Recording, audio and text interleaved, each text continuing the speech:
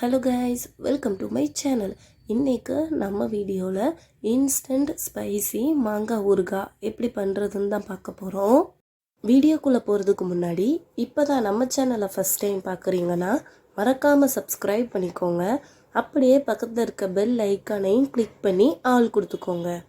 Instant மாங்காய் ஊறுகாய் செய்ய தேவையான இன்க்ரீடியன்ட்ஸ் என்னென்னு பார்த்துடலாம். மாங்காய் 2, இந்த சீசனில் நமக்கு ஈஸியாகவே கிடைக்கக்கூடியது. வெள்ளைப்பூடு 7லிருந்து 8, வத்தப்பொடி 3 ஸ்பூன், வெந்தயப்பொடி 1/4 ஸ்பூன், கடுகு பொடி 1/2 ஸ்பூன், பெருங்காயப்பொடி 2 பிஞ்ச், உப்பு தேவையான அளவு. எடுத்து வச்சிருக்கிற 2 மாங்காவை இதை போல் குட்டி குட்டியாக கட் பண்ணிக்கோங்க. ஒரு மிக்ஸி ஜார் எடுத்துக்கோங்க.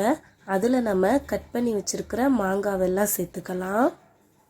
இது கூடவே நம்ம எடுத்து வச்சுருக்கிற வெள்ளைப்பூடு அப்படியே தோலோடு சேர்த்துருக்கேன். வத்தப்பொடி, வெந்தயப்பொடி, கடுகு பொடி, உப்பு தேவையான அளவு, இது எல்லாத்தையும் ஒன்றா சேர்த்துக்கலாம். தண்ணி சேர்க்காம கொஞ்சம் கொரப்பாக அரைச்சிக்கோங்க. மையாக அரைச்சிட வேண்டாம், மாங்காய் பீஸ் அங்கங்கே தெரியணும்.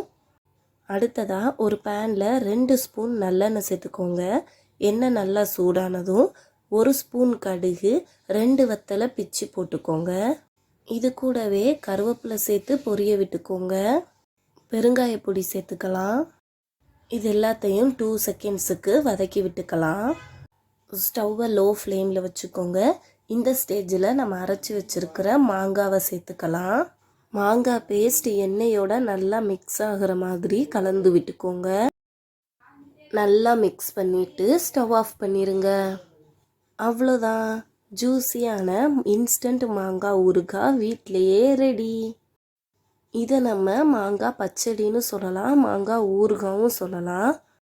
இந்த இன்ஸ்டன்ட் மாங்காய் ஊறுகாய் 4 நாள் வரை கூட கெட்டு போகாது. இட்லி, தோசை, சப்பாத்தி, மெயினாக கர்ட் ரைஸுக்கெல்லாம் சூப்பராக இருக்கும். வெந்தயப்பொடி, கடுகு பொடி எப்படி செய்யணும்னு தெரியாதவங்களுக்கு ஒரு பேன் எடுத்துக்கோங்க. தேவையான அளவு வெந்தயத்தை லோ ஃப்ளேம்லையே ஆயில் எதுவும் சேர்க்காம நல்லா வறுத்துக்கோங்க. ட்ரை ரோஸ்ட் பண்ணிக்கணும். கலர் சேஞ்ச் ஆனதும் ஸ்டவ் ஆஃப் பண்ணிவிட்டு வெந்தயத்தை நல்லா ஆற விட்டுட்டு மிக்சியில் போட்டு கிரைண்ட் பண்ணிங்கன்னா வெந்தயப்பொடி ரெடி. அளவு கடுகு எடுத்துக்கோங்க. லோ ஃப்ளேம்லையே ஆயில் எதுவும் சேர்க்காம கடுகை நல்லா வறுத்துக்கோங்க.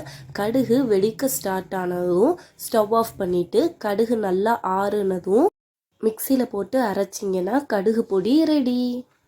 இந்த ஃபுல் ப்ராசஸ்லையும் தண்ணி பற்றவே கூடாது. தண்ணி பட்டால் கெட்டு போயிடும். கண்டிப்பாக நீங்களும் வீட்டில் ட்ரை பண்ணி பாருங்கள். வீடியோ பிடிச்சிருந்தா மறக்காமல் லைக் பண்ணுங்கள், ஷேர் பண்ணுங்கள், சப்ஸ்கிரைப் பண்ணுங்கள். தேங்க்யூ.